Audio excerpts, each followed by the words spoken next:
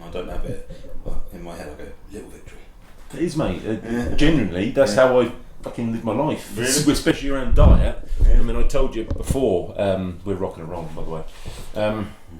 I told you before, when I had my wobble earlier in the year, and I went back to binge eating, which is like an old habit of mine from fucking long time ago. But that's, since that point, sort of way back, I wouldn't say I have an unhealthy relationship with food, because that would mean like an eating disorder or anything, because I do have control of it. Yeah.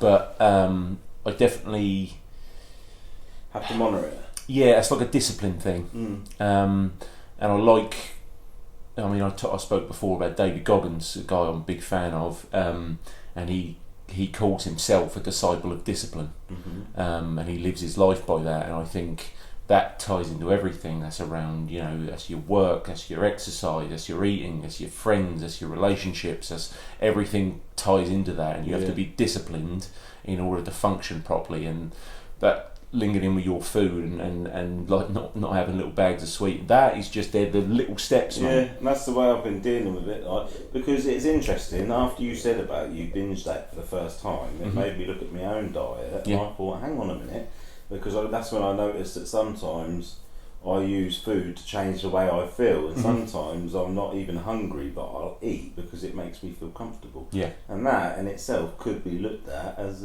some sort of eating disorder, maybe. Yeah. Or heading that way. Yeah, 100%. And I'm very.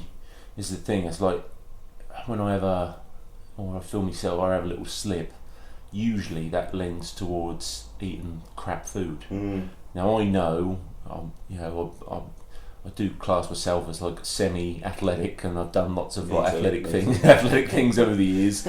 I follow a lot of sportsmen. I've read a lot of books on athletes and how they diet and their regimen and things like that. So I know what the right things are to eat. I know it. Yeah. So when I'm eating crap, ice cream and chocolate and sweets cake, I've looked at what sumo wrestlers eat. Do you know what I mean? But those, I know that's crap, but those are the things that I'll binge on. Yeah. Do you think that's an addiction? Yeah, I suppose it can be. Yeah. It's interesting. Yeah. Isn't it?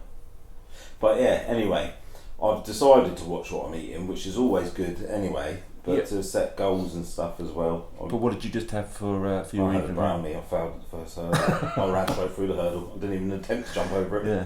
You just saw brownie on the menu and was like, well, we've done a podcast. This is our second one tonight. We go out at different times. Yeah. But I had my sponsee come on, tell his story. That's very inspirational. Yeah, awesome. Really like Darren. We went for I said that I'd make you and him food. I forgot to make food.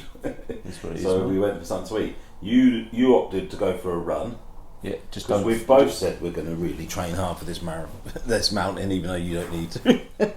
I need to train for life, mate. Yeah, well, yeah. Well, good attitude. Me, however, that's another Goggins. That is. Yeah, I went for a meal and then opted for. He said, "Are you going to have dessert?" And I said, "Only if you are." And he said, "I'm not really feeling it." And I said, "But you've committed now." And he went, "Yeah, fair enough." And I went, "So what are we both having?" So we had a brownie. Oh, excellent. It was delicious. Yeah, but. Then I walked up Bent Hill just there, and I was out of breath, and I thought, mountain in 2 months, Ben Nevis. You got Ben Nevis to do, mate. I completely underestimated that mountain we done. And to you, that was a small little mountain. Just point of reference with that. So this past weekend, Sam and I went up to Scotland. Don't do the accent. So it's not got any better, has it? No, don't do it. So we went up to Scotland and we went and saw Harry. The wee little bastard. That's better. I wouldn't say he was wee. No, but it's the only Scotch words I know. Okay. Fuck's sake. So we went and saw Harry at his beautiful spot that he has there, Corrour Station. Is that what it? Yeah, exactly that. And it is where we was actually where they filmed Trainspotting. So yes, Trainspotting, and I think they filmed a couple of scenes in Trainspotting 2 as well, didn't they? They came back to it. Yeah. So it's quite a famous little spot, but I wasn't really aware of it, to be fair. But great opportunity for a picture. It was this incredibly isolated spot. It was 10 miles in the middle of nowhere. So there's a 10-mile road in. I say road, it's a trail or a track. And it's got more potholes in it than oh, has it? do you know what I mean? What's the potholes? So yeah, just to kind of backtrack a little bit. So I did all the driving up to Scotland, but just at that last little point, Sam was absolutely adamant that he wanted to have a go at some driving. I wanted to drive through the mountains and yeah, nice.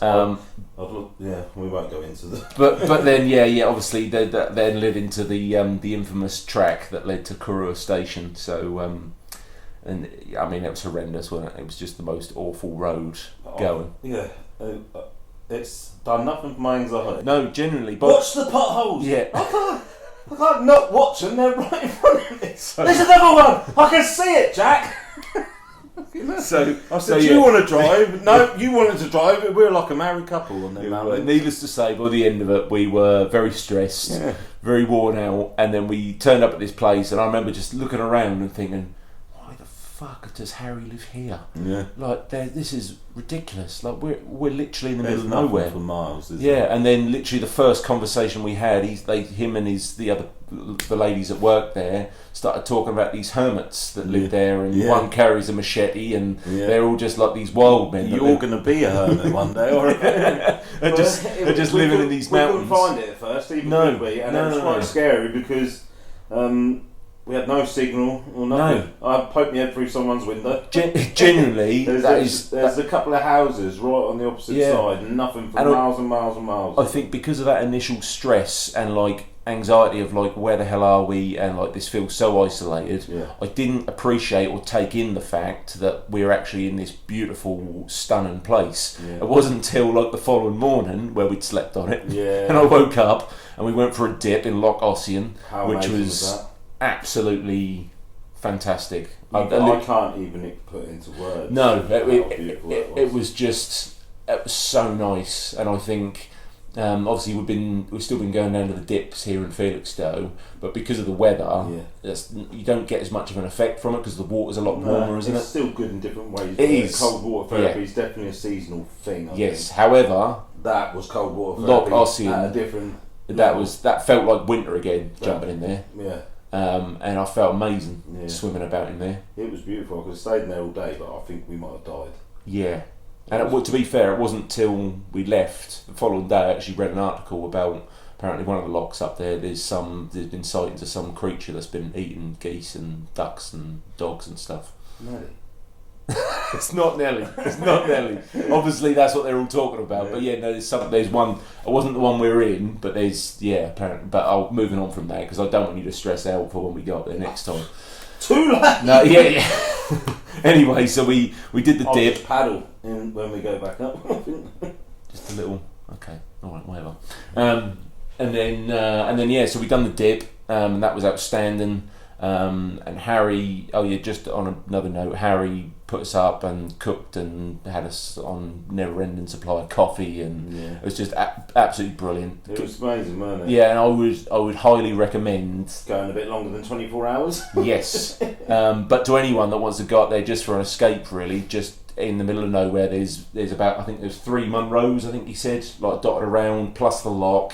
There's all walking routes and all sorts up there. They get their delivery on the place where we were eating and that. They get it twice a week, did he say? Yes, something like that. On the train, that just delivers to them, and they have to make do with them ingredients until the train comes back because there's no shops. No, there's nothing. But it's amazing, and I didn't really appreciate it until that second day. That's why we decided we're going back in September. Yes, we're going to go for 3 nights, 4 days, or something 4 nights, something like that. Yeah. And we're just going to really soak it in, I think. And so we didn't do Ben Nevis this time, did we? We didn't, because we realised that not just that you'd be able to get up it in that time. We found out definitely I wouldn't be able to get up it at all in no amount of time at the minute. You would have got up there. Yeah, but it would have taken a long while. It would have been a stretch as well to get back in time for work. Plus, Harry had to be at work at 1 o'clock, and we didn't want to go all that way and not spend time with him. Of course, so we decided to do a smaller mountain. Yeah. But we still done a mountain. Yeah. And I completely fucking underestimated it. Like, which has really given me a kick up the arse to actually how unfit I am. Yeah. Especially considering a couple of years ago I was in quite good shape. I think it's your fault. Why? Why is it my fault? Because you just spoke about these mountains and doing 3 of them in 24 hours like it was fucking easy. Yeah. And in my little head, in Sam's little world, my mum said to me, "You need the right shoes and the right." I've turned up. You two have got your walking gear on and the right equipment, look the part. I've got me fucking Adidas bright blue trainers on. I didn't even have waterproofs. I had to borrow a jacket. You had to borrow a jacket, didn't you? Which Yeah. is just right there, isn't it? Is that? Yeah, that's that jacket. Isn't it? Yeah, I've got to send that back. Where have you got to send it to? I have no idea. It's on the podcast now, mate. So you've got to do that. He sent me the address. I've got to send it to it was his mates, and he wanted me to send the address because there's not a post office where Harry lives. Well, I think. Do you know what? I think it's because when I did Three Peaks Challenge, I did it in such an extreme way, and when my head was not in the right place, and I just went and done it, and I didn't think about it, and then past that point. But I didn't think about this piddly little mountain. Yeah, I know. Just go and do it. But I think that's why when I talked about it before, I normalised it because to me, You made it sound easy. yeah, I nearly died, Jack, on that mountain. you didn't nearly die. I could feel my heart beat. Do you know what I thought? So, just for point of reference for anyone listening, the mountain that we did was called Leum Ulleim. I can't even pronounce it. The way I pronounce it was fucking hard. I'll put it in the description for the Loom podcast. fucking hard. But yeah, so just to make you feel a little bit better, Sam. So the height of that mountain was 920 meters, I believe. So that is quite a trek, isn't it? It is, and just to make you feel a little bit better. So last year I did the Yorkshire Three Peaks and the Welsh Three Peaks. So this mountain that we've done is actually taller than all 3 of the Yorkshire Three Peaks, and it's actually taller than 2 of the 3 Welsh peaks as well. It's not bigger than Snowdon, but it's bigger than Corrour, Idris, and Penny-Fan. So what you're saying is I am pretty much an athlete. So considering that's your first one, that was actually a good one to do. Yeah, and I pretty much ran up it. All right, let's move on from that. So it's 909 meters. So I think Harry said that it's not officially classed as a Munro because it's slightly underneath. But considering that that's actually taller than the ones in Yorkshire and it's taller than 2 of the highest ones in Wales, we can declare it a Munro. I'm gonna call it a mountain or a Munro. Yeah. And you've done a fantastic job, mate. Thank you. I'm really proud of you. Do you know what? Even when we were halfway up. Yeah. And you kept looking because Harry. This is the point I was going to get. So to. you kept turning around and you were going, "Is that the peak?" And Harry was just nodding his head. And as soon as I looked, I mean, because I got a bit more experience, but I knew it wasn't because I could tell from the way the other side was going up. It's like a horseshoe shape. Wasn't it's very misleading. Yeah, I could tell it was a false summit. So I knew my main thing with you was to get you to that one. Yeah. And what you said, and this is, I did have a very magical moment on that mountain. Did you have a magical moment? Because you said stop focusing on the top, and as soon as you said that, a little voice come into my head of saying, treat it like your recovery. Don't think about the bigger picture at the top of the mountain, and think about one step at a time. And before you knew it, once I started doing that, actually we were at the top before we knew it. Yeah. And that is true. And when we got to the top, I had an overwhelming feeling. You two walked off a little bit, and I had a little tear. Yeah. And it wasn't because of the mountain. I just had a real reflection of my recovery, and they call it in the rooms a higher power moment. Yeah. Whether people choose to believe that or experience that, it's up to them. But that's what it was. I just felt a real sense of like not just the mountain, but an achievement of how far I've come in such a short amount of time. Yeah. Because I'm going to be 10 months sober next week. You are, mate. And that was just like a little. And as soon as I got to the top, then that's how my mind thinks. I thought, Ben Nevis next. Do you know what I mean? Even though that was a hard challenge for myself personally, and it really has shown me how unfit I am, which is good because it's given me a kick up the arse to sort it out. Absolutely. So for you, that one was 909 metres. Ben Nevis. Oh. Ben Nevis. So I'm going to be because I'm going to have walking shoes on now. Of course you are. So that was 909 metres that we done. Ben Nevis is 1,345 metres. Not much difference. So you're looking at about a 400 metre difference. I don't know me meters. Okay. But look, I'm telling you, you will That's get... like 4 swimming pools. Yeah, let's go with that. You will get up Ben Nevis. Yes, I will. There's no doubt in my mind. 100% I will. Yeah, I get partly because I'll be with you. Yeah, and there's no way I'm not going all the way to the top once I start. Oh fucking mate, I will 100% get there, and I'll have it in my mind. The thing with that mountain was, I kept asking Harry where the top is, and the way he was looking at me was like we're nowhere near it, and I was thinking, fuck. I knew that as well. Yeah. And my feet were absolutely soaked. Mum, you were fucking right, alright? Mum is always as soon as I was on that side of the mountain, I thought, when are you going to start listening to your mother for once? I mean, she was like, but in my head, in Sam's world, this is how I saw it, right? Get to the mountain, you go around a little track, and it's flat, and then you go up a little steep bit, and then you go back round, it's flat again, and then you get up a little steep bit. I didn't know it was all straight up, like hands and knees on it. So that was the other thing that was pretty good about that one. As a first starter, there was no actual designated route up there. No, that was all sludge. That was all free. Essentially, that's what they call free climbing. So you've not got no clear pathway. You're picking your own route, which I like. I like that. So when I did the 3 peaks last year with all my buddies, quite often, there's several tracks up all the mountains, but I was always going off piece a little bit. Just I don't know. That's how I get my kicks from doing them now. So I pick my own route. We're not picking your own route when we're doing Ben Nevis. We're just going to do the normal route. So Ben Nevis has got a very clearly designated track, which makes it a lot simpler. So you can go like I was trying to get you to do on that one, was pick point to point. So you just set yourself a small achievable goal where you can see something in the distance and go, right, that's where I'm going to get to. There I'm going to have a little stop, a little breather, and then I'll pick my next point. And you just carry on going like that. And on Ben Nevis, you can do that all the way up. Yeah. Even if it's cloudy, because we couldn't see the top of the mountain, could we? It cleared up when we were up there, didn't it? Do you know what I found weird as well? We went through summer, spring, and then winter. Yeah. All on one mountain. Yeah, so anyone that's not been to Scotland, I mean, the weather draws in very quickly there. It can literally go from torrential downpour to clear blue skies and sunshine in like a matter of minutes. And on the summit, it was like windy. It was like winter, wasn't it? Yeah, it was. Yeah, so it was nice. Yeah. Weird feeling because it's a sense of achievement, but you're absolutely fucked as well. And well, you weren't. You carried me a little bit. But you say that, but like I always, every single you bank them, and that was something I picked up from Ant Middleton's book actually. But all these achievements and these little steps, that could even be. It's like you with running doing that hill. Like every time you go up that, or every time. Doing that tonight now.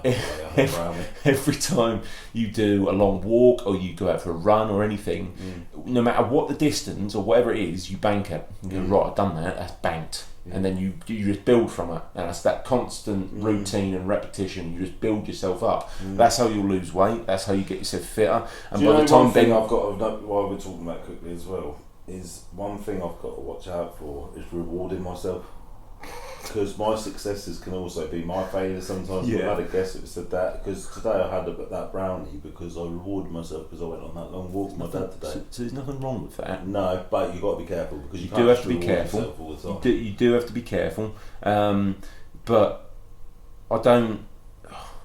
I've got a good appetite. You're fully aware of that. We've been for a few meals together. You inhale it, and I smash them. When I've got a plate of food in front of me, scary. I smash it. Yeah. And for me, that sense of rewarding yourself with a good meal or like a little treat is absolutely fine, as long as you then don't slip into.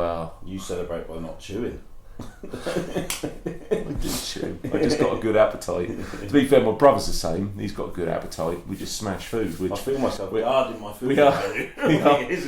We are food champs, no doubt about it. We both. My brother's appetite's always been really good. Yeah, we're both good at the old eating challenges whenever one comes up. That's how people, my family, knew when I was drinking and stuff as well, because my appetite goes to shit. Yeah. I can eat loads now, But if I'm drinking and whatnot, we don't really eat when you're taking drugs anyway. But if I go on benders and drink, I just push my food around the plate, and the thought of it, can't even stomach it. You're in a better place now, mate. Yeah, definitely. Almost 10 months. Too good. Something like that. Anyway, but yes, so the trip up there was fantastic. So do you know what? So it was Harry. The drive was an absolute pleasure as well. Yeah, you weren't doing any. Yeah. But do you know what I mean? Like when you get into a certain part of this country, it is beautiful, and when you get into Scotland, just gets more and more beautiful. And it was ironic when I told you. I said you'll know when we hit the border of Scotland, and you kept going. Well, how will you know? I said I'm telling you, you'll know. When we crossed the border. And then it was torrential downpour, wasn't it? Yeah. And there was a great big sign saying, "Welcome to Scotland." Yeah, we all celebrated, didn't we? Yeah. All two of us. Yeah, we all celebrated. We're going with Robbie Boy next time. Yes. And Harry's going to climb Ben Nevis with us as well. He's never done it, has he? No, which I found weird. Yeah. He's obviously not a real mountaineer like us. Yeah.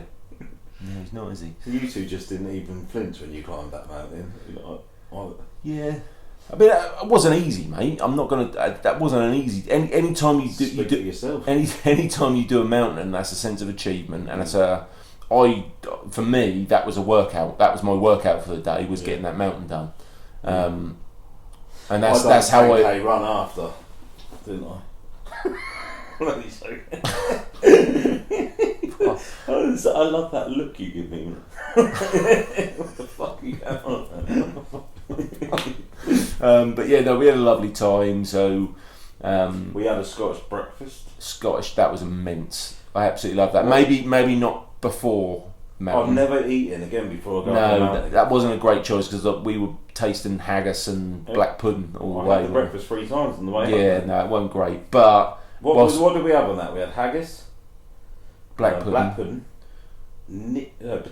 What was it? Potato. What was it called? Tatty scone. Tatty scone. I don't know. Tatty scone. Harry will be yelling at us when he tells us what these. And venison sausages. Oh mate, that's superb, wasn't it? Do you know what I wish we'd done? Got up the mountain, come down and then at that. We had food when we come back down as well. Yeah, that's a good point. We had like endless supply of coffee. Oh, yeah. We were well looked after, and I didn't want to come home. Yeah, that was one thing I would say. Harry was a fantastic host, and he's an absolute gentleman. He's such a nice guy. Yeah, well, isn't he? he's brilliant. We had a really good time with him. Yeah, there was a little crew of them there, and they had Shona. Yeah. What was? I'm going to try and remember names now. Was it Holly? Not getting involved. And what was the ecologist name? I'm not getting involved in this. I want to say Paul. Yeah. Sounds about right. But lovely. Everyone was really lovely, really nice. Yeah, just a wicked little getaway. It was, yeah, and that's why I'm glad we're going back. And I'm glad Rob's coming as well. Yeah. Rob turns 40 a couple of days after, so it's a good way to see his 30th out on Ben Nevis. I think it's going to be, and it'll be much better just to be able to relax into it. And I'm going to get in that lock every morning. Yeah. If there's a thing that comes along that's eating stuff, I'll eat that. That's your approach to life now, isn't it, mate? Well, I'll send you in the lock first, and then I'm always the first in. Yeah. I said that on the bloody morning. I said, "Why am I always the first?" Don't eat me, eat him. He's bigger. I'm a better meal. Yeah. That's the plan anyway. Yeah. Hopefully, a big monster will think he's better. I'll eat him. Thanks, mate. That's all right. Yeah, wicked. But yeah, no, for me, yeah, you know, going and doing mountains, that is. I can see why once you do it once. Yeah. Because it's that sense of achievement at the top. Yeah. There was a. It's just nice to be out in nature. It is, mate. It's lovely. And there was a great quote. I wanted to bring it up. There was a great quote I came across when I'd done my challenge on my own. What was it? I think it was William Blake, who was a poet. When we come back, I started searching stuff on Netflix as well. And I watched that, and we spoke about it. That 14 Peaks. Yes, that is insane. Yeah, he climbed. Like I just thought we're still at the stage where Everest was a massive achievement. He just pissed all over that. Yeah, so anyone that's not aware of Nimsdai Purja, he is one of the absolute most amazing men in the world right now, and he's super inspiring. Anyone that doesn't know him, please check out his awesome documentary on Netflix called 14 Peaks. Yeah. He's also done a book, Project Possible. He is just an absolute inspiration. Is incredible, isn't Yeah. it? Like, and even it might not inspire you to climb Everest, but you'll definitely get up and do the jog you were going to do that day after watching that. Yeah. Yeah, so the quote is, "Great things are done when men and mountains meet." And yeah, it's William Blake. So that was, I remember I read that after I'd done the 3 peaks. That for me just rung true, really. I just think there's a real sense of achievement, and like that moment that you had when you were on the mountain. I think, I don't know, there's something about it. It's hard to describe or explain it to anyone that hasn't been up there, but when you reach that top and you touch that highest point, it's like, there's a real... You already think, where's next? Where's next? Yeah. Well, yeah, I do. Yeah. I did as well. Yeah, you do, don't you? Yeah. Naturally. And even though you know it's going to be tough, you've got to push yourself and you've got to challenge yourself and that is a good goal. It's not just to climb the mountain. I know that I've given myself 2 months to get in shape. It's not just to the mountain, but I've set myself that goal. Yeah. So I know that I've got something to aim towards, and that's important. That's and why I set myself challenges like getting to sea every day. Now you're starting to see sort of where my way of thinking is, and how, why I do everything that I do, all those events and challenges that I go away and do. Yeah, this is how I function, mate. This is my life. Yeah, well, I'm not going to be fucking running marathons. hey, let's not push it. Don't say never. No. Don't say never. I'm telling you that. No, I'm never going to do that. No, I'm telling you, mate. I've got a stitch now. You never know what will come up, mate. Yeah, marathon's not for me. But I do want to do some sort of swimming challenge or something. Do you want to swim the channel with me? No, I don't. But I was. Harry said about someone's never swum all the locks. I was thinking, but now you put me right off that because there's a monster dog wielder in Monster. Yeah. You said you'd punch the monster, or you'd just give it to. So I'd have to go, or I'd go in first. So you'd push me. I'd be your lead swimmer, and then you'd just be behind me. So I'd get eaten, and then you could carry on. I think that freaked me out watching you get eaten, though. But I don't think I'd carry on swimming the loch. This has gone. Latest Jay. Yeah. But yeah, no, it was a wicked trip. It was a bit of a spontaneous one. And we've done it all just over a weekend and got you back in time for work. Yeah, that shift was harder than climbing. Yeah, no, I bet it was, mate. It's a double shift. We didn't get into like 2 in the morning. Something like that. Yeah. That was a long drive back as well. Yeah. For you. Yeah. I went for a bike ride the following day. Yeah. And then one the following day. You're a nutter. Did your legs not ache then at all? A little bit, but not. I knew that the best thing I could do was to get out and do either a walk or get on my bike. And to be fair, I got. Does that loosen you back up then? Yeah, no, and I've really got into my cycling. I got the so I've done a couple of events, and I just plonked my bike in front of my front door. I said I'm not going to put it away because that way I'll see it every day. When the weather's beautiful, like it has been the last couple of weeks, and I've got like time, I can't not go out. I see it and I just go, yeah, I'm getting out on that. Yeah. And I've done this week. I've done 3 rides already this week, all around 30 miles, and it's just been so awesome. I just texted my mate actually not so long ago, and he's just told me he's thinking of getting a road bike, and I said to him, mate, I said just do it. I said I'm telling you, it's one of the best feelings is being able just to disappear into the countryside on a beautiful day like this, where there's no cars, there's no one about, and you're just gliding through all these little country roads. Yeah. And everyone's so much more friendly in the country. Yeah. Me and my dad were talking about it today because we went up to Martlesham Heath and done like the country right, like a sort of loop. It was like a 2 and a bit hour walk. Nice. Nature loop or whatever. I saw 3 swans. That's about it. But probably because I'm not open. Hey, are you suggesting that 3 swans doesn't count as nature? No, there's probably more nature. I just went past my eye. Yeah, probably. Yeah. But when you walk past people walking their dogs and that in the country, everyone waves, and if a car goes past, they stop and they wave, don't they? Can you imagine if you're walking through London and went, hello?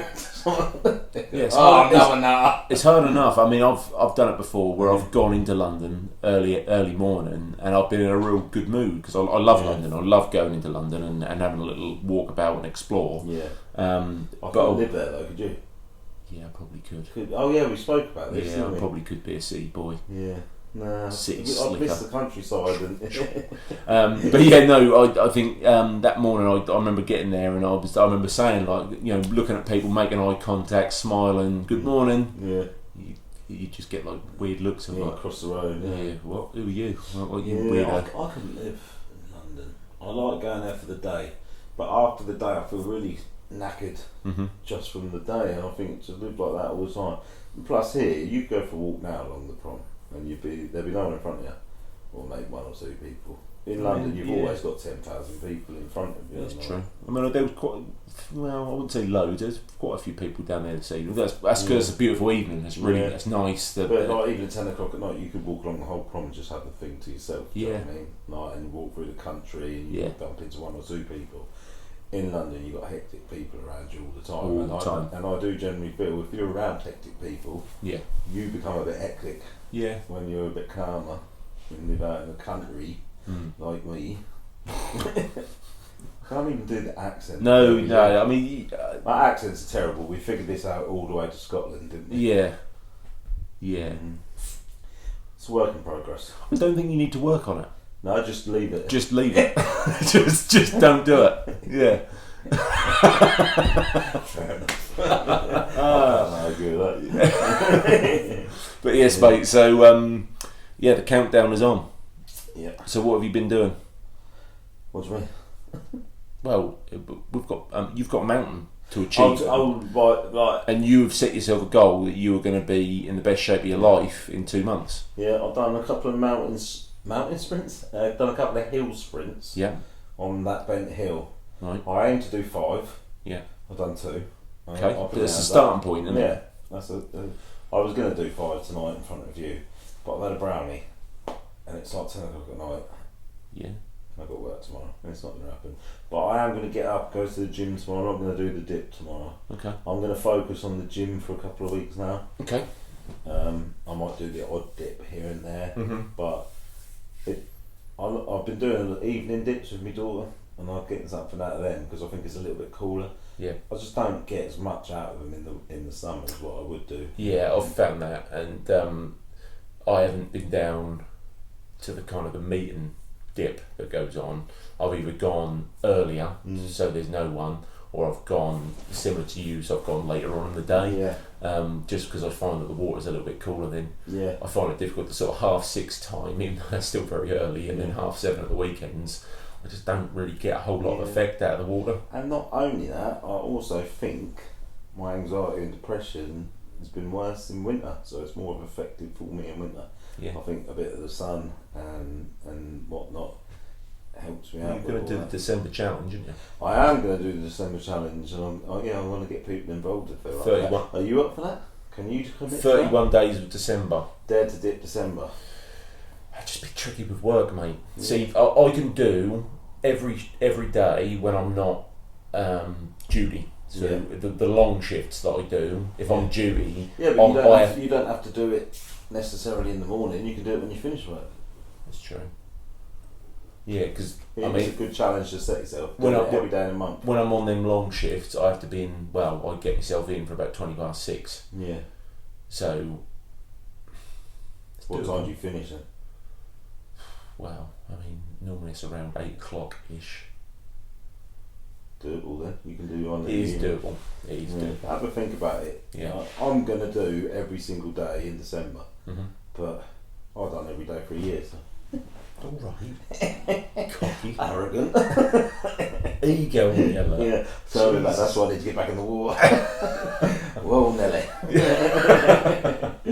But I'd like to get as many people involved, just for personal little challenges themselves. It doesn't have to be in the morning, but if you're struggling, or not even if you're struggling, if you just want to test yourself, well, set yourself a challenge like I am. Do every day in December in the sea. I think the important thing to remember, it's something we haven't actually even mentioned that yet, is so the morning we drove up to Scotland was the cancer research fundraiser.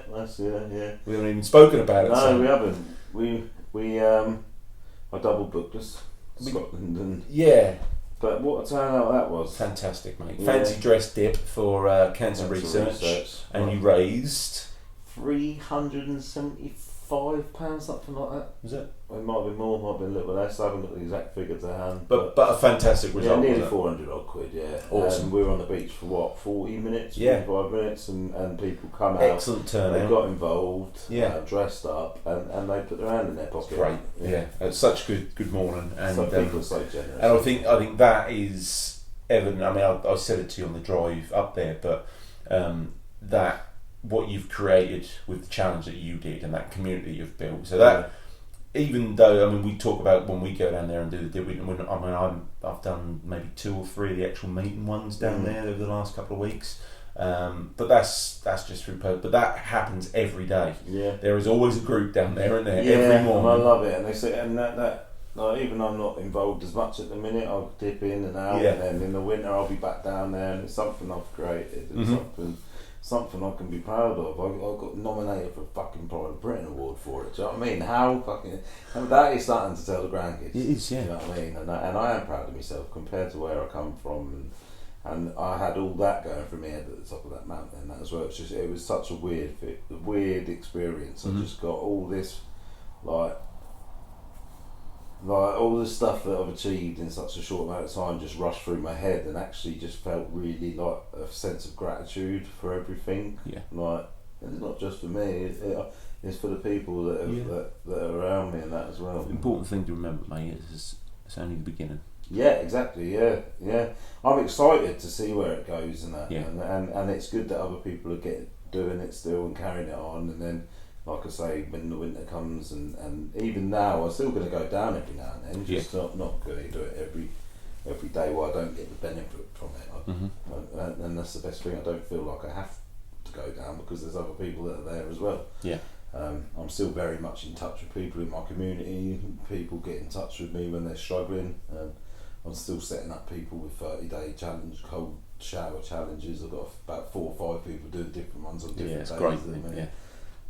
There's a lot that goes on behind the scenes that people don't know as well, but that all helps in my recovery with my mental health and with my addictions as well. Yeah. Because helping people is the way forward. When you help other people, you take yourself out of self. Of course you do. Yeah, of course you do. And it's rewarding. I find it very rewarding. Yeah, it is, mate. And I think you build on everything. Yeah.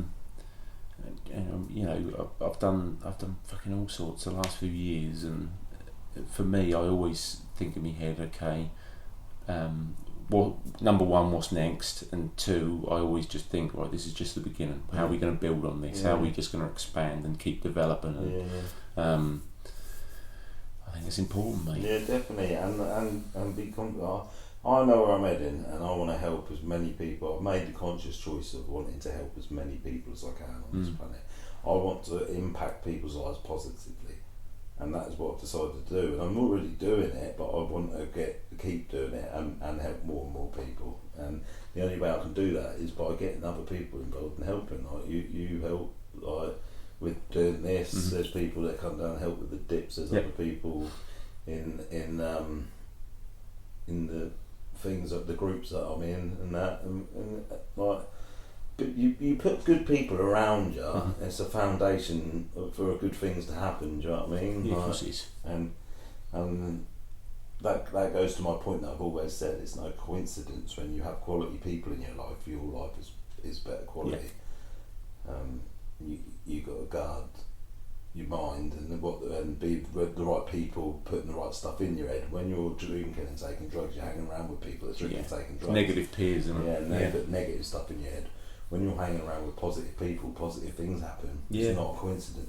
Yeah, I mean, I told you about yesterday, the wedding, and everyone there was people that they're my favourite people, and for me to spend there and just, spend time with them and be a happy day celebrating something that's really good and everyone's really positive, I get a fantastic lift off it.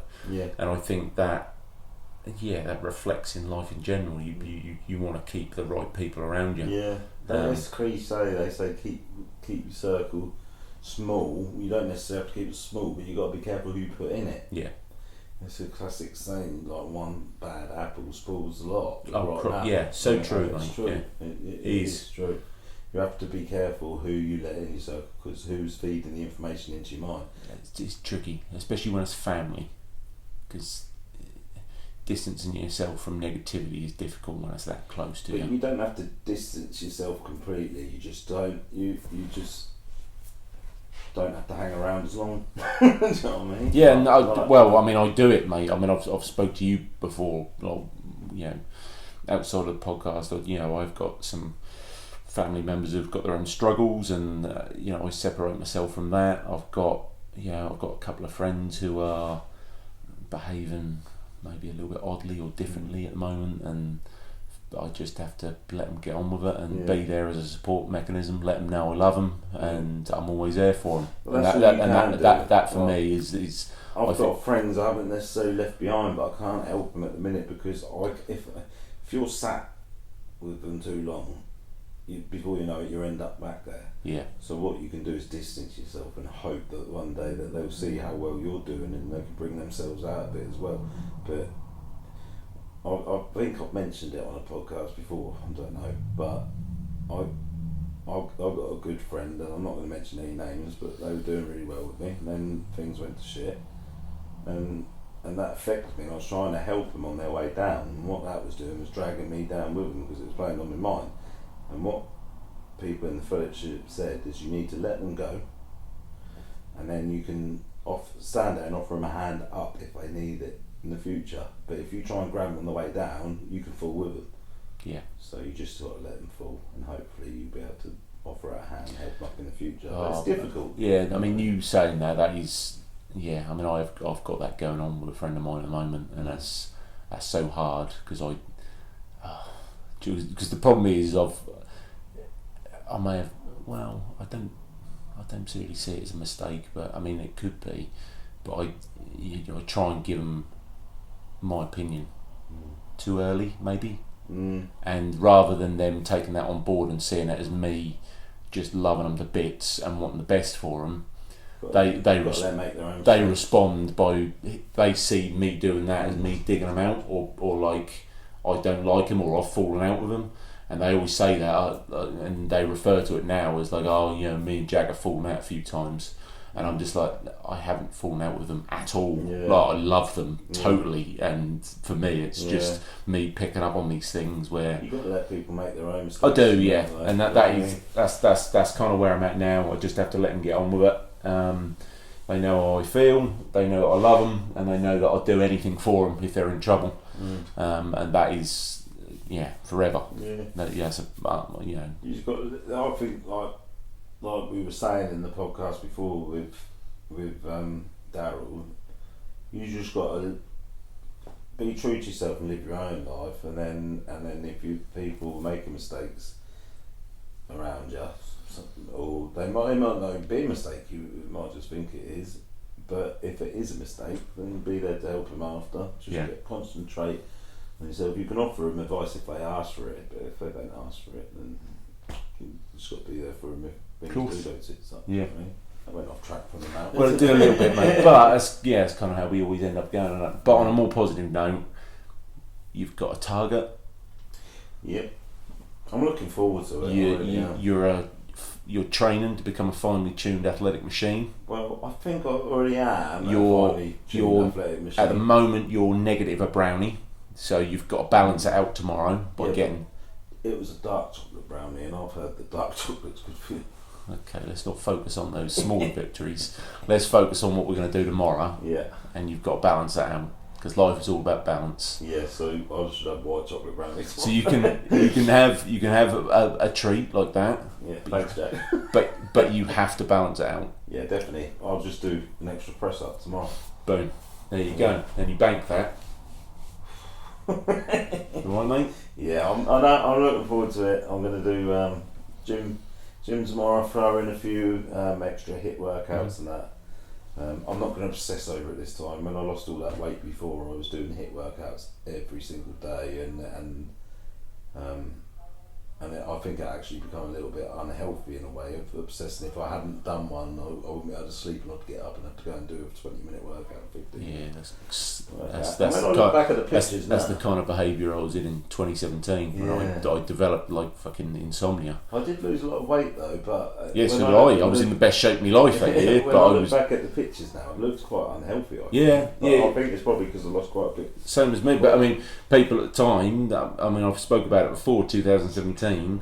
People, were seeing everything that I was doing and being, oh wow, it's amazing, Jack. And I was dying inside. Yeah. Do you know what I mean? I was in a terrible place. Mad, isn't it? Yeah, but that's that kind of mentality you can get into when it gets unhealthy. But I don't think it helps with like the surroundings you're in at the time and everything. As well. No, I was in a very toxic job that I hated and that as well, and which goes to say what we were just saying, the people around you. It does. Right.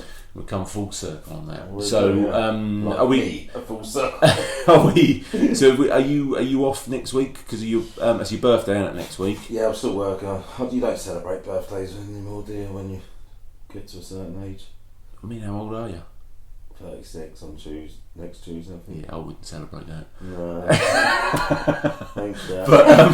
But it's a milestone, mate, and you're in a much better place now to what you were last birthday. So you got to have a little celebration, a little something. Yeah, an orange lemonade, chocolate brownie. There you go. Okay, are we doing any podcast next week? Yeah, I've got it written down. Okay. Yeah. What day are you free next week? I'm back to work, but I think my shifts are pretty decent next week, so I should be available. Yeah. Anyway, we'll talk about that another time. Good chat, mate. As always. Well, some of it was. Goal coming up. Ben Nevis. Yeah. Strychnine in coffee. 2-month challenge. Here we go. Thank you all for listening. Like and subscribe. Dare to Talk. YouTube, Spotify. Follow us on Instagram, Facebook. Dare to Dip on Facebook, the group. If you try and add yourself, and we can add you into the group if you want to come down and do a dip in Felixstowe. There is a group of people that go down every day, 6:30 Monday to Friday, 7:30 over the weekends. So please come and be part of our community if you're interested. Thanks, Sam. Peace out!